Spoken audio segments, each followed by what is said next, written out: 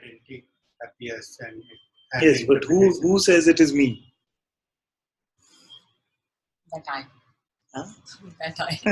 Which is this I that claims ownership over this body mind and says it is mine or me. This is just the one which sees. See, why I'm stressing on this very importantly is that in spite of a lot of satsang, many times I've seen that the journey can still seem personal. We've all been to many satsang, and it can still feel like, am I getting to my freedom or not? And in that, am I getting to my freedom or not? We still pick up the idea of a limited I, a limited sense of I, which is now, doing well in its spirituality and coming to its freedom. But as long as the reference is that of a limited I, that is not true self-recognition. We could have glimpses of true self-recognition, and yet very quickly, because of the mind's hypnosis, go back into the limited perspective of ourselves and say, I got it, or I didn't get it yet. Very quickly. And also it's been happening that some of us in the satsang have been hearing some teachings of non-doership and things like this. And even in that, it can be that, oh, I'm not the doer. But even in that, we pick up a limited sense of the I, which was considered to be the doer earlier, but now is not the doer. So all this confusion is still possible as long as we have a sense that I am still this limited entity and I used to have this attribute and now I don't. That's why the main point to clarify is that who is this I that we are really referring to?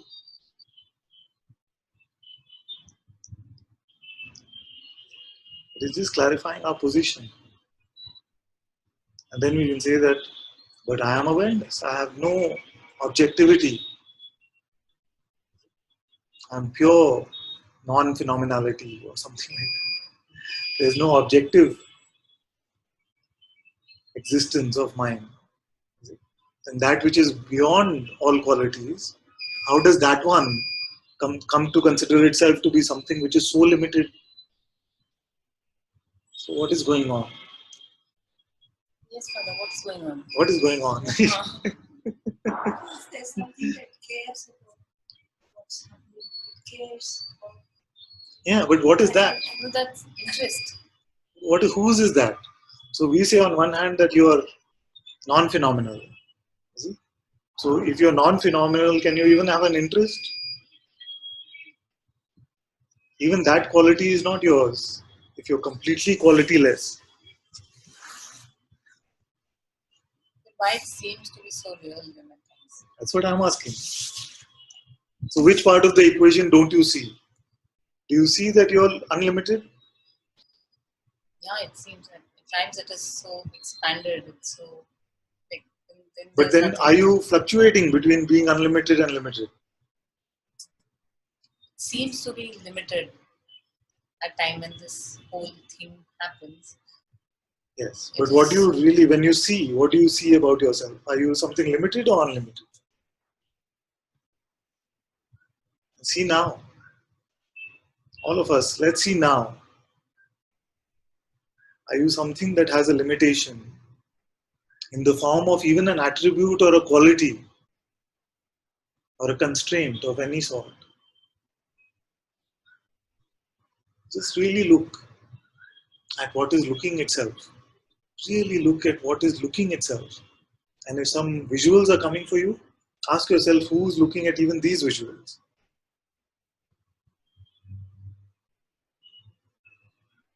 Look at the looking. Don't be scared. I've been saying don't be fearful of lifting this veil of phenomenality. Go beyond phenomena for a moment and check what is it that you are really.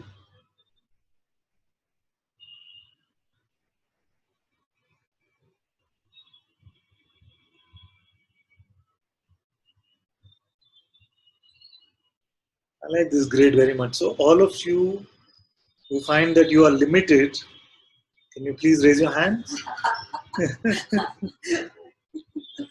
All the limited ones? Limited? I can't. Don't know? Limited, limited. Few limited, mostly unlimited.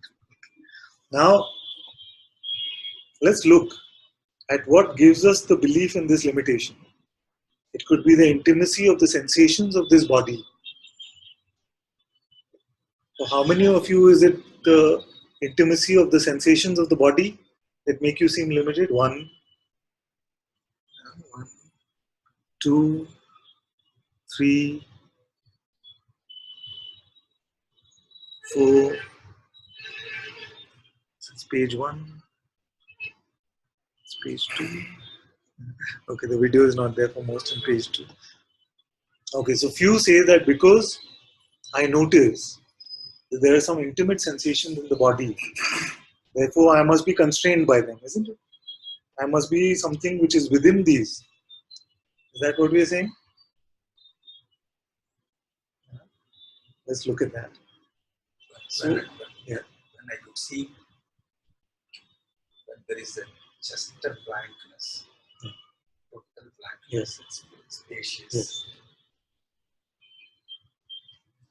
which is being seen. He says a blankness is being seen. What is that state called? You said something. Yes, but more we'll come to How do we that. correlate this? We'll come to that. But if you see a blankness, so what? Nothing. I'm not. His body is not seen. Blank, dark. Yeah. So if I give you a something to cover your eyes, you'll see only blankness. So not what? That, not that dark. Not that. Then which one? Something I'm not able to say. Something different. Yes, Something very different. I'm able to say. Very different. Suppose I give you another experience. I have some magic powers. Suppose, and I give you the experience where you can see the entire universe, and yet These the, men, women, car, traffic, and all this. You make say that universe means everything, as everything, as it is with the subjective world. the entire whatever you can conceive of this universe, you would perceive. Suppose you want to go to all the lokas and Vaikuntha and wherever you want to go. Suppose you had all this. I don't know how to put me in that condition. So suppose I say that I do this, and you can do all this travel. You can travel all the universes, multiverse. Forget even universe. You see? What would you be? Still, I'll be the blank, but actually able to see that. How can a blank see? I don't know. You see, Are you a blank? Who sees the blank? Are you in the blank? that is before that. So what is that which is before that? I don't know that. Yes. I don't know that, but Yes. what I'm seeing is blank. Yes. This is a very good point. I want to spend a few minutes on this. He says, even the blank is seen.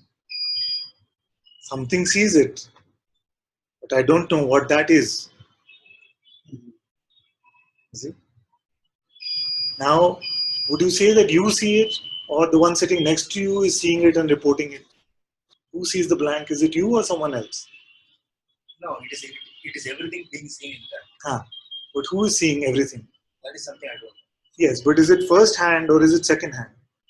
What is first hand? What is First hand could mean that it is your direct experience, or she's sitting next to you, she's having that experience and reporting that this I is it. don't know about Yes. what your experience Yes. is. Yes. Therefore, you only know whose experience.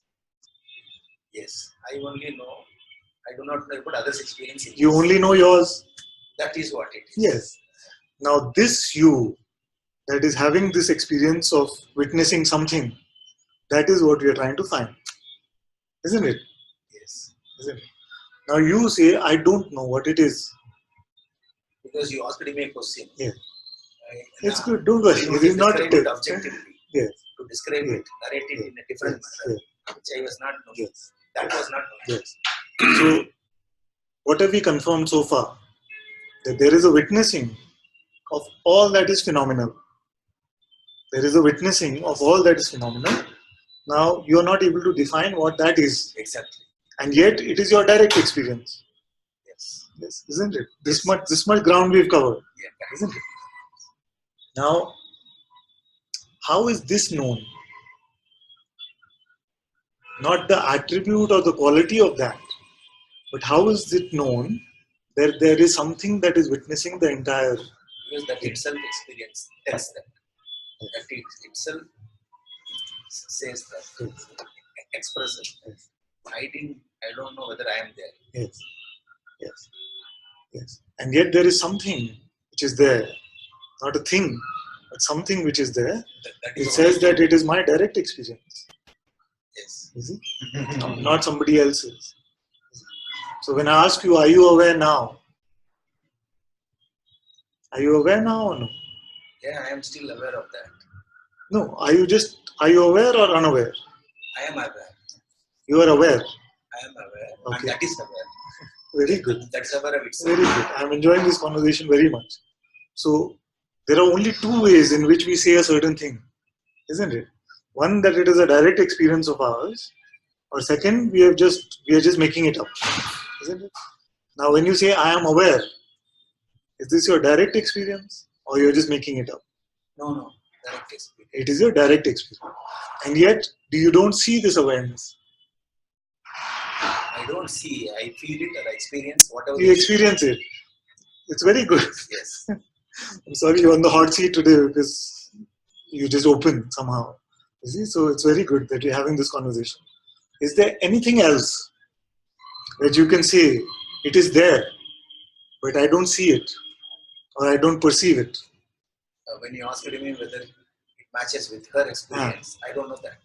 Other than that, within me, everything No, is same. let's come back to where we were. You say that there is, I am aware. I am aware. You see? But I don't see it. I don't perceive it like I perceive computer, like I perceive body. I don't perceive it. Emptiness, spaceness. Besides this awareness, Yes. is there anything else you can say the same thing about? No. Cannot, you see? So Yeah. first, it's very important to see this. And Guruji says, it is the only non-phenomenal experience you will ever have. Is your experience of yourself. This is what it means. For everything else, we say computer, table, brown, you see, water, coconut. In terms of objects. We see them objectively and we say yes, yes, yes. Then what is it that is this awareness? If we don't see it objectively, you cannot say the color of awareness. You cannot say the size and shape.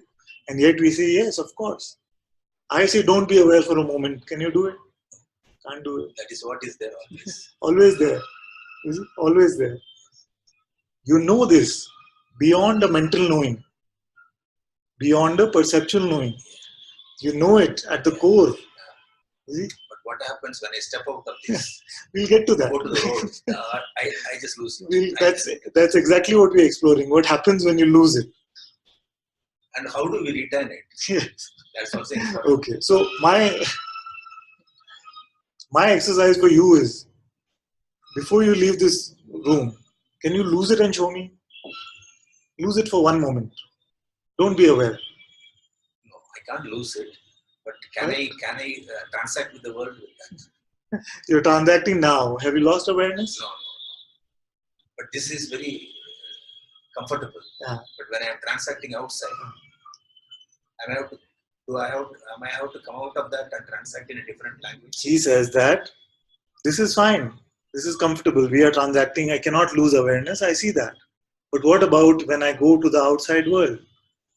Now, to even say that I lose my awareness needs awareness, isn't it? On what basis will we report that I lost awareness? We were discussing like this very beautiful chat we had with Amaya the other day, where we were exploring to say that can this awareness also come and go? Or does awareness know itself? But even if we were to say awareness does not know itself, would need an awareness of it, isn't it? So can this awareness really go? Or are you talking about attention?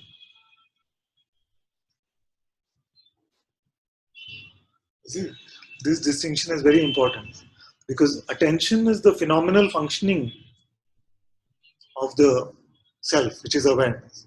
See, it comes very close in like awareness because it has no color, it has no shape, And yet it is limited because you cannot give your attention to everything. So many times we confuse our attention with ourselves. And then we can feel like, I lost myself. But actually what is happening is just a play of attention. Even to report that attention is not within me, it's going outside, it is getting lost. When we are turning our attention, Yes. can sometime attention itself become awareness? Unconsciousness. Yes. Can that be other name of it synonymous? Yes. You know, Yes. When we see ourselves as awareness, see, when we see ourselves to be awareness, then there is not even the functioning of attention. Because the function of attention is to bring the perceptual world to life. The phenomenal appearance exists only because our attention is on it. So when Ashtavakra said, you are the one solitary witness of all there is, this is what he meant.